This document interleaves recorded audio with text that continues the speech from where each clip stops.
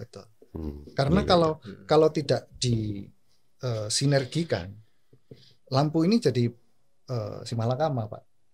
Bisa jadi membuat bagus, bisa jadi malah membuat jelek. Betul ya.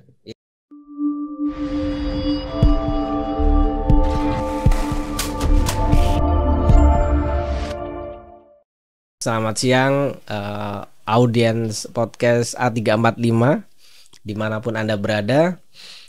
Siang ini kita kedatangan tamu spesial, Bapak Prima Agung ya Pak ya. Bapak Prima Agung dari Java Dwipa Lighting. Sebelum kita masuk ke acara utama, kita mau menyampaikan terima kasih banyak kepada mitra vendor yang telah mensupport studio kita yang baru. Ada Viridi, Demix, Nauf, Jaya Mulia Rooster, Java Dwipa Lighting, Basilo Furniture, Vania Interior Design, kemudian Carport Furbo Tessera, sama LB Entertainment. Terima kasih banyak atas dukungannya buat studio kita yang baru ini ya. Ya, Pak Prima Agung ya. Jadi selamat datang Mas. Selamat datang. Kalau panggilan Agung Pak. Agung ya, Pak Agung ya. Jadi Java Dwipa Lighting itu mungkin bisa diperkenalkan Pak. Ya. Jadi seperti apa gitu ya. Ya. Oke, baik. Terima kasih. Selamat siang. Saya Prima Agung dari Java Dwipa Lighting. Jadi Java Dwipa Lighting ini satu perusahaan ya, satu company yang melakukan atau apa ya, yang berbisnis dalam lighting solution sebenarnya. Jadi seperti apa sih lighting solution itu? Jadi kami ini bisa mulai dari perencanaan, kami menyebutnya biasanya lighting planner. Kemudian setelah itu lighting planner kami ada assessment. Assessment biasanya kalau assessment ini kita di industri biasanya. Kemudian setelah itu kami juga punya termasuk sistem integrator. Sistem integrator itu apa ya? Programmer. Jadi lighting ini ada yang harus diprogram. Jadi kita ngomongnya lighting management system. Lighting yang bisa kita manage. Artinya sesuai dengan keinginan user, keinginan kita manusia. Nah itu kami melakukan itu semua, mulai dari planner, kemudian itu tadi audit atau assessment, kemudian lighting management system, kita sistem integratornya, kemudian yang terakhir kita maintenance. Yang harus kami punya dalam hal itu adalah si planner sendiri, atau planner ini biasanya kami menggunakan punya tim semacam arsitek, desain interior. Oh, ada arsiteknya. Ada arsitek. Nah, harus ada arsitek karena ada lowongan. Lowongan betul. Ya, kami harus punya planner, kemudian harus punya engineer, dan harus punya after sale service. Engineer ini biasanya lebih ke R&D-nya atau lebih ke sistem integrator. Nah, kami memiliki itu semua. Berarti kalau di bidang konstruksi itu kan ada perencanaan, pelaksanaan, pengawasan, itu bisa main di semuanya ya, Java Dwipa Lighting, Mas Agung. Betul. Jadi gitu ya? Perencanaan kita bisa, supervisi atau pengawasan kami selalu ada.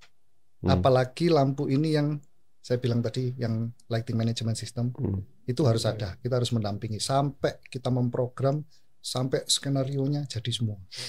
Kami mendampingi di situ. Setelah itu ada waranti, atau setelah itu kita harus ada tim maintenance after sales-nya. Bisa terpisah? Maksudnya perencanaan saja tidak, maksudnya saya pengen disupport perencanaan saja, pelaksanaan atau pengadaan lampunya sama pengawasannya enggak gitu, itu bisa? Atau harus satu set dari perencanaan sampai bisa terpisah. Semacam industri atau building yang sudah jadi gitu ya. Mereka hanya butuh maintenance-nya saja, enggak masalah. Bisa juga. Iya, enggak masalah. Jadi diinvestigasi mana yang perlu di-upgrade, mana yang perlu diganti gitu juga bisa. Bisa. Ah. Kami melakukan itu. Mas, sebelum terlalu jauh boleh nanya dulu ini ya. Menurut Mas Agung, saya sebenarnya penasaran kenapa kok memilih lighting gitu. Emang ada apa dengan lighting yang ada di Indonesia dengan yang ada di Surabaya gitu? Emang jelek atau bagaimana sehingga Mas Agung memutuskan saya berfokus di lighting gitu? Kenapa? Ya. Dulu sejarahnya gitu. Atau ada latar belakang apa gitu? Kenapa kok memilih lighting? Kok nggak landscape? Saya cerita background pendidikan dulu ya sebenarnya. Iya, nggak apa-apa. Lama juga nggak apa-apa. Jadi sebenarnya saya dulu lulusan dari Teknik Fisika ITS. Nah, Teknik Fisika ITS. Jadi sebenarnya saya tarik mundur sebenarnya. Saya tarik mundur. Kami mendapatkan pelajaran yang namanya fisika bangunan. Fisika bangunan dan tata pencahayaan. Oh, kita juga dapat ya. Cuma lewat. Ya, nah, di situ banyak mulai dari asesmen, hubungannya sama green energy sebenarnya, fisika bangunan dan oke, skip dulu itu. Kemudian setelah saya bekerja beberapa waktu, kemudian saya bekerja di company lighting company, perusahaan Jerman. Nah, di situ saya mendapatkan basic lighting. Perusahaan ini perusahaan yang education based. Jadi kita diminta untuk bisa mengedukasi customer, bukan untuk menawarkan barang dulu. Nah, di situ saya mulai tertarik di situ. Jadi ternyata basic lighting ini ternyata dalam dan tidak ada sekolah khususnya untuk lighting. Sehingga pas saya di situ saya mikir, ya udah coba saya dalemin aja. Jadi saya mulai bergerak di bidang lighting ini atau menggeluti lighting mulai tahun 2007. Mulai lama. Gitu. Ya masih belum keluar negeri, tapi di Indonesia saja. Itu pada waktu masih bekerja itu. Ya, mulai dari 2007 sampai sekarang. 2007. Nah, dari situ saya melihat ternyata yang menggeluti bidang lighting tidak banyak. Akhirnya ya sudah saya coba ini. Mas Agung melihat peluang di situ gitu. Ya, betul. Ya. Itu ceritanya begitu, Pak Kacan. Jadi gini Mas, kalau dalam perencanaan ya, saya tarik di perencanaan itu berarti kalau kami kan biasanya project itu kan ada arsitek, ada sipil, terus kemudian ada butuh orang MEP kan ya, mechanical, electrical, plumbing kan. Nah berarti bisa menggantikan peran itu ya, terutama dari sisi listriknya atau gimana? Atau di bawah konsultan ME sebetulnya? Iya, posisinya di mana Mas? Kalau gini, kalau kita ngomong mulai dari awal perencanaan, kami harus bekerja sama awalnya dengan arsitek dan interior. Itu dulu. Jadi kami harusnya dari awal di situ, bukan di konsultan ME. Bukan.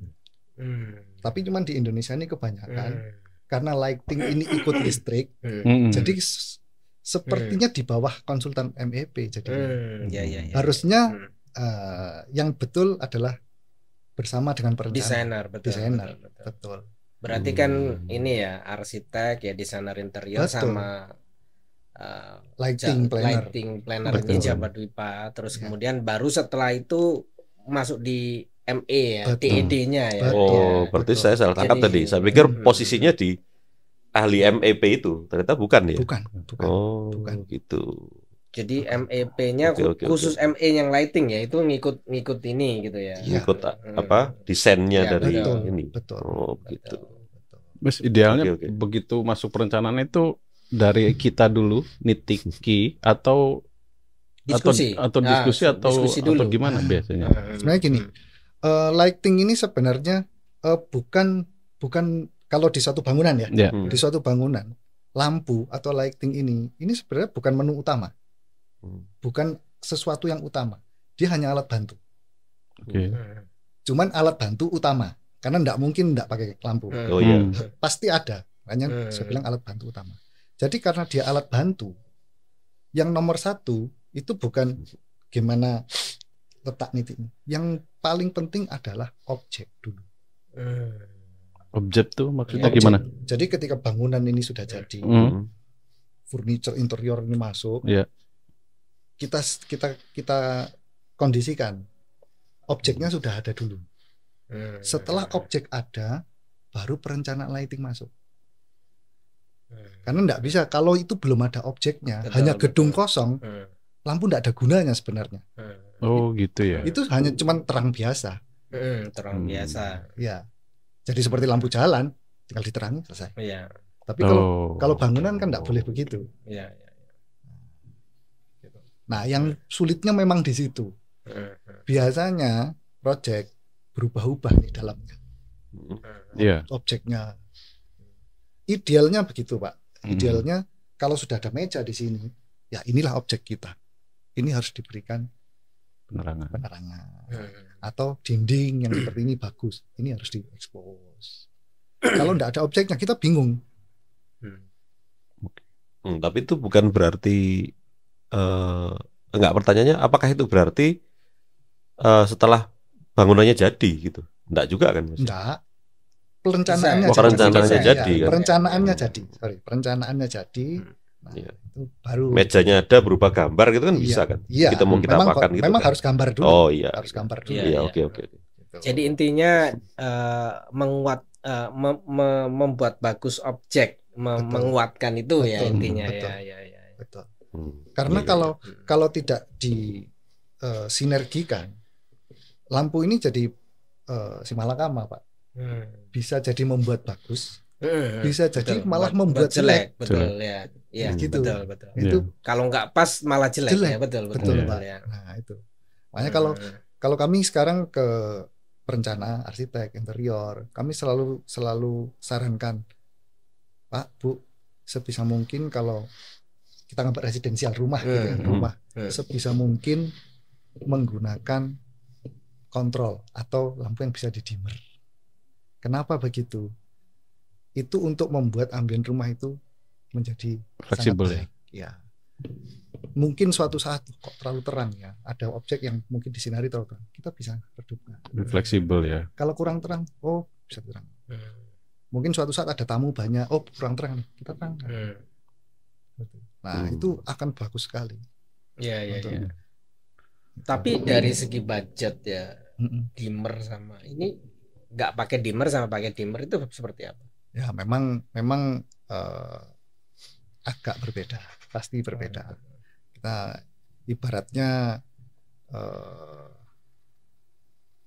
mobil matic sama tidak lah gitu ya, mobil yang atau apa ya, sesuatu yang bisa kita kontrol ya, kita atur dengan yang fix seperti itu pasti fleksibel sama cost-nya lebih tinggi yang bisa kita atur. Gitu.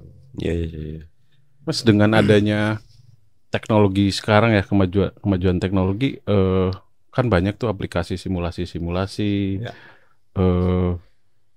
Jadinya kadang bingung seberapa perlu lighting planner, sedangkan aplikasi di teknologi sekarang banyak gitu. Apakah harusnya bedanya apa? Kenapa keberadaan lighting planner menjadi penting? Sedangkan teknologi sekarang kita tinggal pakai aplikasi, misalnya salah satu contoh, nggak boleh sebut merek ya, yang depannya D gitu kan, kita tinggal naikin turunin, kita bisa dengan mudah pakai aplikasi gitu. Ya. Gimana? Jadi gini, pandangannya. Biasanya lighting planner menggunakan software, ya saya sebut ya, biasanya Dialux. Dialux ya. Nah, Dialux itu udah umum lah, dan itu freeware kok, bisa di-download. Nggak berbayar. Nah, bedanya adalah ketika kita menggunakan software dialog ini software real, Pak. Artinya yang kita pasang di situ, yang sesuai dialog, kita pasang di lapangan itu sama. Ada deviasi sedikit lah. Nah, itu yang menjadi aplikasi ini sangat-sangat membantu lighting planner. berbeda dengan aplikasi yang lain. Mungkin secara aplikasi baik atau sesuai, nanti di lapangan belum tentu. Karena apa? Yang kita masukkan jenis lampu di dialog tersebut itu yang harus kita pasang. Nggak boleh tidak. Gitu. Karena kalau yang kita simulasikan itu jenis A, ternyata kita pasang karena susah nyarinya nih, kita pasang B, pasti beda. Oke. Gitu. Nah, ya kan ini prakteknya ya kan. Ya saya sendiri juga melakukan. Jadi kalau kadang kan memang setelah dibantu gitu ya lighting planner ini begini pakai software tadi gitu ya. Itu kan kadang budget enggak nyampe, kadang sehingga akhirnya sering kok, bukan kadang. Sering. Akhirnya kita kejagalan, kita cari sendiri. Itu berarti sebetulnya nggak bisa ya berarti ya. Nggak sesuai dengan yang direncanakan tadi. Betul. Ya. Betul. Karena parameter yang dimasukkan di situ banyak, Pak. Iya. Ya, gitu. Dialog itu ada yang lumennya berapa, kemudian color temperaturnya kita masukkan berapa, kemudian color renderingnya harus yang kita masukkan berapa, kemudian beam angle-nya harus berapa. Lah yang kita masukkan di situ sama yang terpasang nggak sama, buyar, nggak bisa. Itu, Pak. Kadang arsitek itu gini, Pak. Arsitek itu ya merasa ya, tanda kutip merasa kan serba bisa. Bisa arsitek kan bisa lighting design, bisa landscape, bisa furniture, interior semuanya. Kadang gini kita bisa masang bata juga. Kadang kan kita ketika mendesain ya kan arsitek kadang senang lighting kadang ya. Senang lighting, senang landscape, senang, sehingga dia itu hanya main intuisi. Saya pengennya ini ambil sing, oke ini menarik ini. Jadi dia kan juga karena juga pengalaman, terus sering juga jalan-jalan kemana, biasanya belajar juga kan. Dari referensi buku juga banyak, sehingga dia juga punya intuisi itu. Kadang begitu sih masalahnya. Ya Mas ya. Secara umum kita desain sendiri kan. Ini spotlight, ini atau mungkin bisa dijelaskan Mas Agung ya. Apa ya, nilai plus apa gitu yang bisa peroleh arsitek. Dari konsultan apa? Arsitek. Namanya namanya? Konsultan lighting atau lighting planner. Lighting planner ya. Lighting planner. Jadi misalnya ruangan gitu kosong itu ya sudah didesain sama arsitek gitu, yang belum memperhitungkan lighting di situ ya. Jadi hanya sekedar ruangannya saja gitu. Lah terus bisa diapakan sih gitu sama lighting planner itu, ruangan itu begitu. Sampai sejauh mana skop pekerjaannya gitu mungkin Mas ya. Jadi supaya intinya yang lain tahu juga. Jadi lighting planner itu intinya membantu perencana, membantu arsitek supaya yang direncanakan, yang arsitek punya intuisi tadi itu terwujud, Pak. Jadi itu intinya. Partner lah ya gitu. Harus. Jadi tidak arsitek nyerahkan itu tidak ya, tapi kita partner ya. Ini saya pengennya gini kayak betul. Gitu. Betul. Jadi kami yang bertanya, ruangan ini pertama fungsinya untuk apa? Itu dulu. Yang kedua bisa kita tanyakan, mau ambiennya seperti apa? Tetap konsepnya arsitek. Oke. Soalnya tadi dianukan pada fakta bahwa ilmunya banyak tadi itu Mas ya. Belum tentu lulusan arsitek atau arsitek paham ya. Betul begitu ya? Jadi kita bisa sinergi gitu kan ya. Sebenarnya arsitek ini paham. Sebetulnya harus paham kan ya? Iya. Secara prinsip tuh harus paham. Hanya saja karena arsitek ini kan tidak megang hanya satu hal ini saja, banyak. Yang menjadi kesulitan adalah untuk mewujudkan itu menggunakan bahan apa. Nah, itu yang sulit. Nah, itu yang kita bantu, Pak. Contoh gini Mas, dulu soalnya pernah kerjasama. Jadi kita ada ruang keluarga misalnya, ruang keluarga titiknya udah kita susun berdasarkan tampilan ya. Perlunya 1 titik aja, jangan 2 titik karena ada ceiling fan, ada apa. Terus dari tim ini nanya, maunya ambient seperti apa? Oh, bayangan saya pokoknya jangan terlalu terang, jangan terlalu gelap. Homey, saya cuma nyebut homey saja. Terus akhirnya mereka mengeluarkan beberapa opsi, berapa watt, tipenya apa, diarahkan kemana. Terus ada juga lampu yang mereka usulkan dikasih tutupan biar homey-nya tercapai. Nah, jadi sinergi-sinergi itu betul. masukannya dari lighting planner memang. Ya.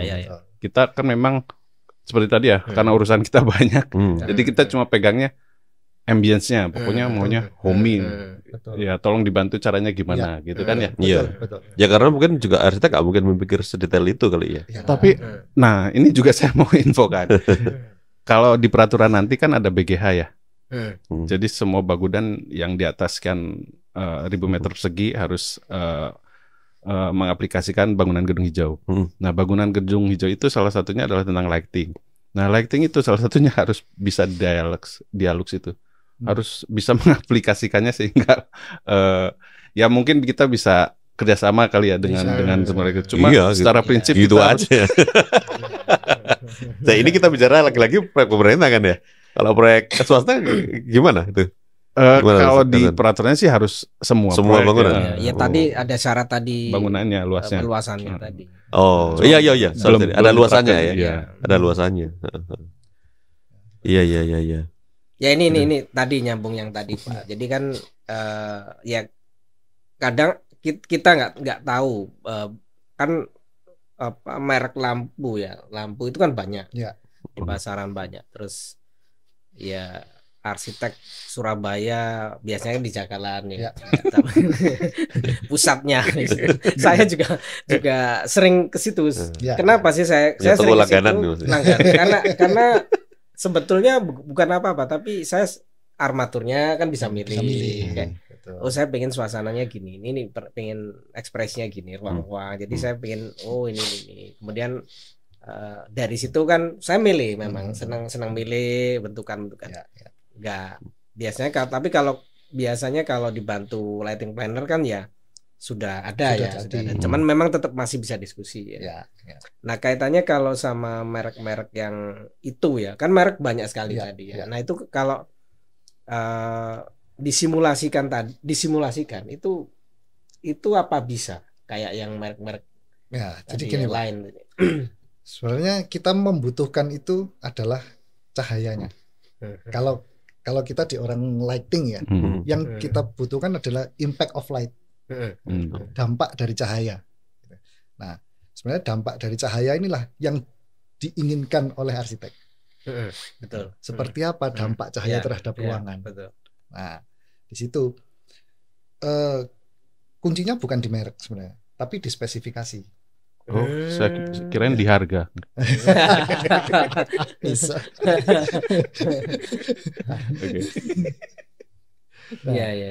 Intinya di spesifikasi. Kalau kenapa tadi saya dengar ada syarat nanti harus bisa mengoperasikan Dialux, harus ada bukti ya dasarnya pakai Dialux itu ya. Nah, itu yang dimasukkan di Dialux itu apa saja parameternya. Kita cari yang seperti itu. Pasti bisa sama, bisa ya paling nggak mendekati Pak. Misalnya yang paling sulit itu apa sih? Bimbing atau sudut cahaya. Misalnya objeknya kecil seperti ini. Arsitek minta lampu spot kecil, sudutnya 8 derajat misalnya. 8 derajat mau cari di Jagalan kayak apapun enggak ada. Betul. Gitu. Nah, akhirnya apa? Yang ada aja. Yang ada 24 atau 36 atau bahkan 40 cuman yang buyar kan enggak jadi. Jadi enggak terekspos ini. Gitu. Belum lagi warnanya misalnya. Arsiteknya ada yang aneh kadang-kadang. Saya minta sekitar pengalaman ini. Iya. Saya minta ngelirik kemana nih? Ada satu artwork itu harus disinari pakai amber light. Warnanya amber, Pak. Amber itu kayak gimana? Amber ini susah ini. Kalau bom yang bom sekali kan 2700 Kelvin biasanya kayak lampu pijar itu. Nah, ini lebih kuning daripada itu. Tapi tidak boleh terlalu kuning seperti gold. Nah, jadi mendekati itu. Nah, itu kan susah ya. Tapi keinginannya begitu. Nah, harus dicarikan. Nah, itu disimulasi di dialog mendekati ya, mendekati ya. Kalau dialog pasti bisa karena parameter yang kita masukkan sesuai yang diminta oleh si perencana tadi. Pasti bisa. Gitu. Jadi kalau yang merek-merek itu nggak bisa berarti. Ya, sebenarnya gini, merek yang ada di pasaran itu tidak punya file untuk dimasukkan ke dialog. Dialog kan software. Software ini ibarat mangkok. Nah, mangkok ini mau kita isi apa? Mau kita isi rawon. Nah, file isi rawonnya itu dia nggak punya. Kok bisa ya, Pak ya? Maksudnya kan mereka menjual ya, tapi kenapa nggak ya bahasanya nggak ada filenya itu tadi? Ya, karena mereka bertujuan tidak ke perencanaan, Pak. Yang bisa begitu hanya lighting profesional, jadi manufaktur yang profesional, jadi barang-barang profesional saja. Kalau barang-barang consumer good atau barang retail itu tidak bisa, tidak bisa dimasukkan, disimulasikan, tidak bisa. Berarti itu yang itu kata kuncinya yang membedakan antara lampu jenis profesional sama yang yang konsumer atau retail sama profesional itu ya. Betul. Ya, kadang kita nggak paham kan itu kan. Bawahnya lampu ya sama, merek kan kita bikin merek kan. Merek, wattnya, model armaturnya sama ini sinarnya apa, warm white, neutral white atau cool daylight. Secara kasat mata kita bisa tahu nggak Mas? Mana lampu yang retail, mana lampu yang profesional? Ada ciri khasnya atau gimana? Atau gini, atau juga nambahi apa ada dampak yang berbeda dari sinarnya atau cahayanya? Yang pasti dampak sinarnya. Oh, kelihatan ya? Jadi kalau kami menyarankan biasanya ke perencana. Kalau di residensial, ini terutama residensial atau commercial building kayak mall, hotel, kami mengarahkan selalu yang lampu anggap CRI-nya di atas 90%. Color rendering index ya, color rendering indexnya di atas 90. Semakin tinggi 95 atau 97% lebih baik. Karena apa? Nanti ketika jatuh ke furniture, jatuh ke lantai, itu sangat baik. Karena apa? Color rendering index itu sebagaimana si cahaya ini mampu mengeluarkan warna asli dari si objek. Semakin tinggi persentasenya, yang paling tinggi kan 100% matahari. Semakin tinggi dia akan semakin mengeluarkan warna asli dari si objek itu. Nah, ada caranya nggak Mas? Teknis, maksudnya cara awam biar kita tahu ini lampu yang profesional yang bagus, renderingnya saat ini yang lampu itu termasuk barang elektrikal. Artinya barang elektrikal kalau mau beli pasti ada spesifikasinya. Di kotaknya ada atau di brosurnya pasti ada. Oh, lihat CRI-nya aja. Iya. Kita nggak pernah baca. Ya. Cuma lihat-lihat. Tapi kita nggak bisa baca. Kita cuma lihat modelnya. Coba Mas. Berapa Mas? 7 watt. Kurang terang. Cukup 9 watt cukup. Kalaupun lihat cuma yang angka gede. Oh, ada yang lebih murah. Oke, CRI-nya ya. Oke, siap. Bagus nih, ilmu bagus. Iya. Jadi ketika disimulasikan dengan itu gimana tadi? CRI yang tadi gampang-gampangannya lah ya. CRI 90% gitu. Semakin tinggi semakin bagus. Semakin tinggi semakin bagus. Iya, 90% gitu. Iya, tulisannya CRI lebih besar dari 90. Nah, artinya di atas 90. Nah, bisa dicatat nih buat teman-teman bagus. Dicatat nih. Nah, nanti efeknya Pak, efeknya itu ketika dipasang antara hasil simulasi misalnya di apa ya, SketchUp atau apa gitu ya, sama kita ngambil foto setelah jadi fotonya itu betul-betul bagus banget. Bagus banget. Nah, itu kelihatan waktu di foto gitu ya. Ya. Berarti Mas Andi kalau kejagalan di foto. Oh, bagus sih. Bagus. Berarti bisa mempengaruhi ya. Sangat ya. Lighting aja ya. Render itu kan mengaruhi, rendering itu mempengaruhi. Iya. Kalau rendernya bagus bisa halus gitu kan. Nah, gitu. Paling kelihatan tuh kalau ke ini Mas, kalau ke hotel bintang 5 sama villa-villa bintang 5 itu lightingnya selalu Lightingnya pas gitu, pas, ya. enak gitu. Ini pasti lewat desainer. Jadi nggak berlebihan. nggak berlebihan, pas. Nyaman ya nyaman gitu. Karena dia melakukan itu berdasarkan objek. Jadi sebenarnya kamu lighting planner ini nggak akan bisa bekerja kalau tidak ada objek yang sudah tersedia. Maksudnya di desainnya ya. Gitu. Ini terminologi ya Pak ya. Saya tadi dari tadi saya cukup inilah. Apa bedanya lighting planner sama lighting designer? Nah, gini sebenarnya ya hampir sama. Kayaknya. Cuman ini lebih ke bisnis saja sebenarnya. Kami kalau lighting designer ini mendesain lampu. Mendesain ya dari awal. Artinya memang dari nol, belum ada apa-apa, kami yang memikirkan semua. Dan namanya desainer sebenarnya tidak memiliki barang. Sebenarnya kayak arsitek lah, desainer ya. Betul, desainer. Mendesain. Ya. Mau barangnya apa, yang penting sesuai dengan isi dia aja mendesainkan gitu ya. Kalau lighting planner kami bisa mengarahkan. Itu kalau untuk seperti ini pakai ini, mereknya ini. Gitu. Sebetulnya kalau dilihat dari penjelasannya Mas Agung tadi, ya apalagi tadi ada masukan aturan baru tadi ya. Itu baru aturannya. Aturannya detailnya saya nggak ingat Mas, nanti saya lihat ya. Tapi nanti akan diberlakukan BGH itu. Berarti ya wajib berarti kan ya. Dan penting juga bagi ruangan atau bangunan tertentu yang disyaratkan itu kan ya. Iya. Nah, nanti jangan-jangan ada sertifikasi jangan-jangan. Bisa jadi. Iya. Yang paling dicek itu kalau dari TPA BGH kan nanti ada juga TPA khusus BGA. Jadi orang yang ngecek BGH yang di lighting yang kita harus hafal tuh ini lumen, lux, tiap ruangan tuh harus hafal. Iya. Nah, Mas tadi kalau yang BGH tadi yang harus bisa arsitek harus bisa yang mengoperasikan dialog tadi ya. Iya gitu dah. Bukan mengoperasikan, intinya harus melampirkan bahwa berarti kan nggak harus kita gitu. Nggak harus kita. Kayak iya.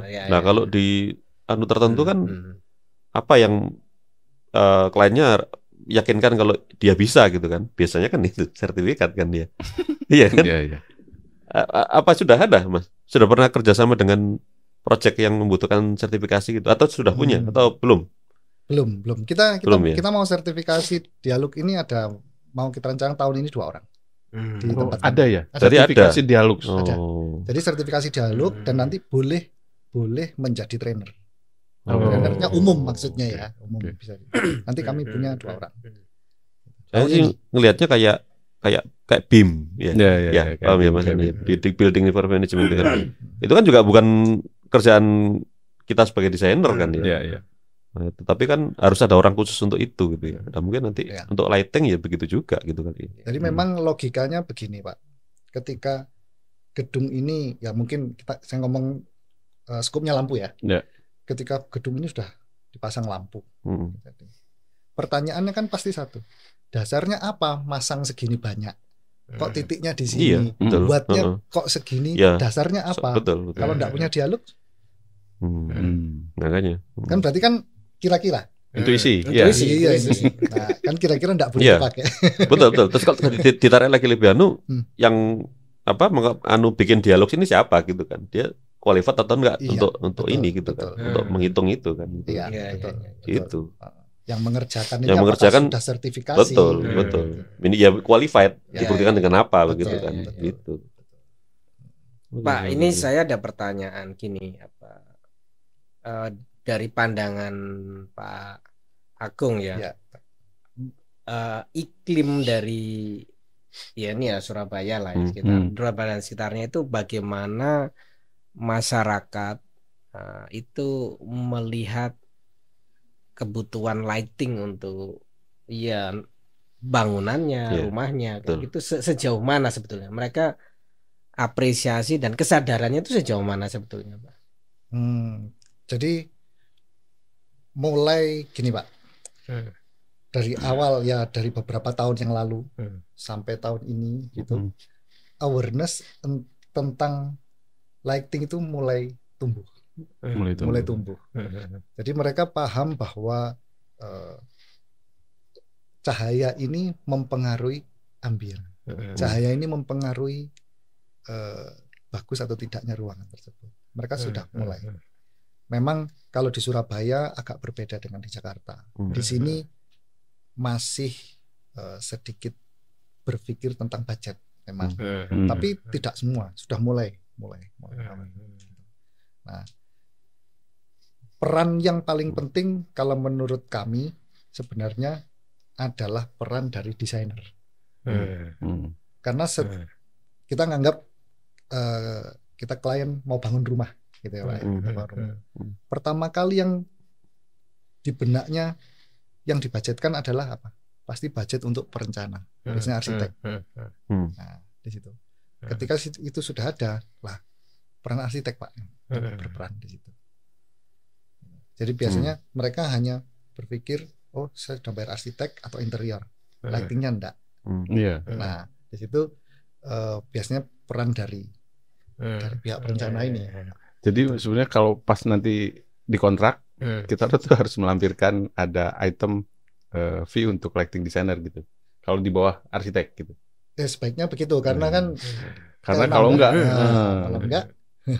kalau enggak siapa nanti? Iya, betul. Karena kalau enggak ya kita desain sendiri tuh. Iya. Intuisi tadi kan. Kecuali proyek pemerintah. Kalau sudah jadikan aturan, pasti ada budgetnya itu bisa jadi suatu saat. Oh gitu. Iya. Okay. Tapi kalau proyek pemerintah Mas, apa memang pernah sama kasus? Nah ini dasarnya apa Mas? Sama kok lampunya di sini ada 8? Sampai saat ini belum ada kan? Makanya saya tanya itu peraturan baru apa enggak gitu. Nanti kalau misalnya berlaku ya di sidangnya pasti ditanya. Dasarnya apa? Wattnya segitu, karena renderingnya berapa itu ditanya dan kan harus bisa jawab. Nah kalau kita pas sidang nggak bisa jawab ya nanti membawa ini aja. Ya, itu nanti kaitannya begini. Belum ada sampai sekarang itu mereka mengaudit atau mengasesmen project itu berdasarkan peraturan SNI untuk lighting ya. Mereka tidak pernah mencocokkan koridor harus sekian lux. Mereka belum pernah. Tapi nantinya akan begitu, apalagi di public area. Misalnya kayak bandara, stasiun. Kalau nanti mereka public area punya pasti standar. perlu. Karena apa? Kaitannya dengan trafficnya mereka, trafficnya manusia di situ ya, manusia dan safety. Juga keamanan CCTV. Jadi nanti ada standar bahwa koridor harus sekian lux. Karena apa? Supaya CCTV kelihatan, jadi keamanan. Karena kalau terlalu redup nggak kelihatan. Gitu. Itu di SLF banyak tuh. Itu harus dipersyaratkan berapa lux kita harus bisa jawab. Ya betul. Lighting SLF. Gitu. Sebenarnya sekarang yang paling detail itu stadion Pak. Stadion. Jadi kalau standar FIFA nih, luxnya harus sekian. Karena ada itu standar FIFA tadi. Harus begini. Karena apa? Ketika orang pasang iklan, walaupun kecil harus kelihatan masuk TV iklannya. Berarti harus terang. Di bajunya walaupun kecil begini, sponsor harus kelihatan. Kalau enggak sponsornya komplain Pak. Betul. Gitu. Dampaknya sampai sejauh itu ya. Kalau stadion gitu. Ya sport lah, sport. Sport gitu. Kalau yang public. Tapi arahnya nanti arah ke situ semua. Gitu. Mas, terkait dengan kemajuan teknologi kan ada bukan jargon lah atau apa ya. Jadi tidak ada lampu yang bisa menggantikan ambience-nya halogen gitu. Kan suka ada yang bilang begitu. Nah, sekarang semua klien hampir semuanya minta LED. Nah, apakah betul tidak ada yang bisa menggantikan nuansa yang dihasilkan oleh halogen atau bagaimana? Atau sebetulnya masih perlu? Atau kombinasi? Atau semua sebetulnya sudah bisa digantikan oleh LED? Sekarang hampir bisa.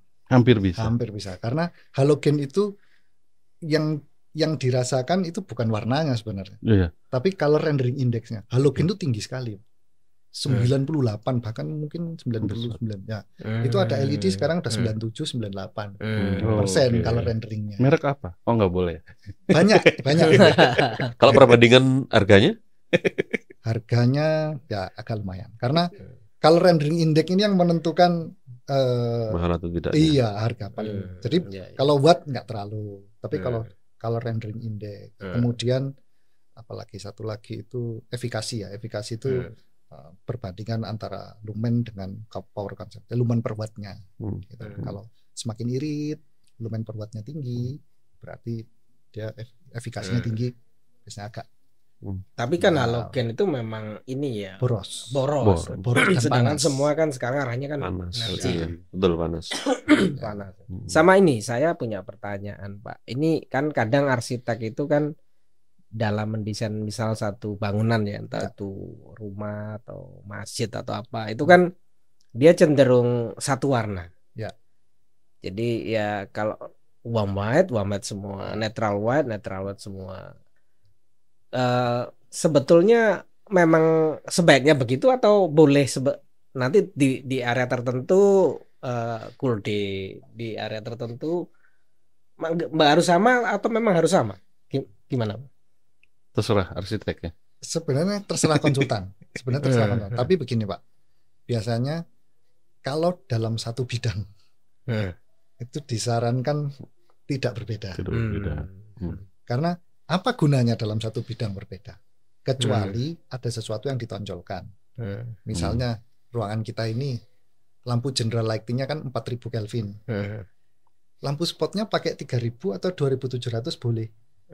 Tapi hanya untuk menyorot tertentu. Iya, gitu objek-objek tertentu. Misalnya lukisan. Itu justru muncul ya, Pak ya. Muncul. Ketika dia Beda. semakin dia 2700, 3000 dia malah muncul ya. Muncul. Ya, jadi akan ada perbedaan, orang akan melihat kok beda. Oh, ternyata ada lukisan, ada gambar. Tidak boleh sebagai general lighting juga. Betul. Kalau kita misalnya ke museum yang di luar negeri sama museum yang di sini, itu kerasa bedanya. Objeknya tuh lebih hidup ya. Betul, nah, itu museum di luar negeri yang disinari hanya objek saja. Supaya orang fokusnya hanya melihat itu. Ya, kalau di sini apa yang disinari? Iya, ada general lamp-nya juga. Warnanya itu beda. General lamp-nya juga. General Campur lighting mana-mana gitu. Betul. Nah, itu perlunya lighting planner ya. Ya karena di sini memang belum aware. Betul. Kalau luar negeri sudah ada sendiri. Iya, betul. Museum luar biasa. Luar biasa museum.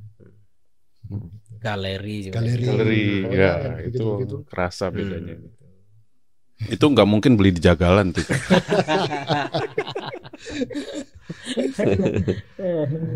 Kadang kita nggak mau repot gitu.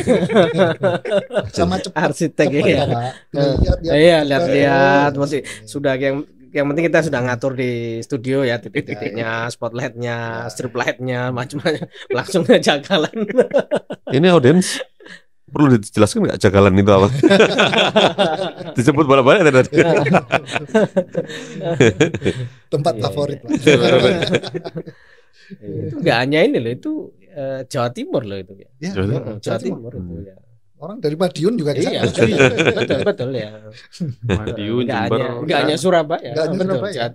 Timur dia, Jawa Timur. Kuat itu. Ya ini sudah tak terasa ini sudah 30 panjang lebar. Panjang dan lebar. Tapi ya kita sangat inilah. Iya. Banyak insight yang bisa kita dapatkan. Pengetahuan baru, dan Mas. saya rasa audiens ini kan audiens banyak arsitek. Ya.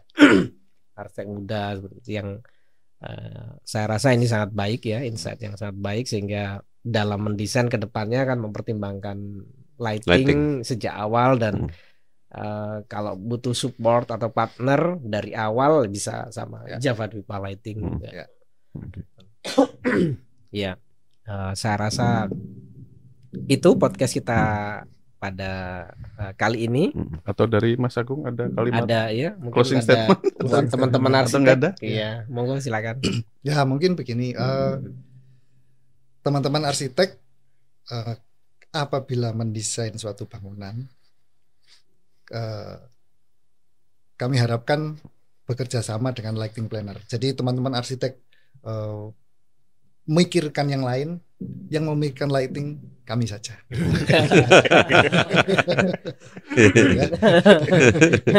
Termasuk gambar kerjanya nggak? Bisa. Oh enak. Bisa. Jadi ini Pak, mikir lighting berat, biar kami yang mikir. Kami yang mikir. Sama RAB-nya juga bisa, Mas? Bisa. Bisa. Oke. Sampai gambar kerjanya bisa. Oke. Sama RKS-nya. Bisa. Ya, Itu aja. itu sesi kali ini ya. Terima kasih banyak Bapak Prima Agung dari Java Dwipa Lighting yang juga mensupport lighting dari studio kami yang baru ini ya Pak ya. Terima kasih. Terima kasih Sama-sama. banyak. Jadi sebelum kami tutup, kami sekali lagi mengucapkan terima kasih untuk Viridi, Demix, Nauf, Java Dwipa Lighting, Jaya Mulia Rooster, Basilo Furniture, Vania Interior Design, Carpet Furbo Tessera, sama LB Entertainment. Ya, itu dari kami untuk episode kali ini. Terima kasih banyak. Sampai ketemu di episode berikutnya. Terima kasih. Terima kasih. Selamat sore.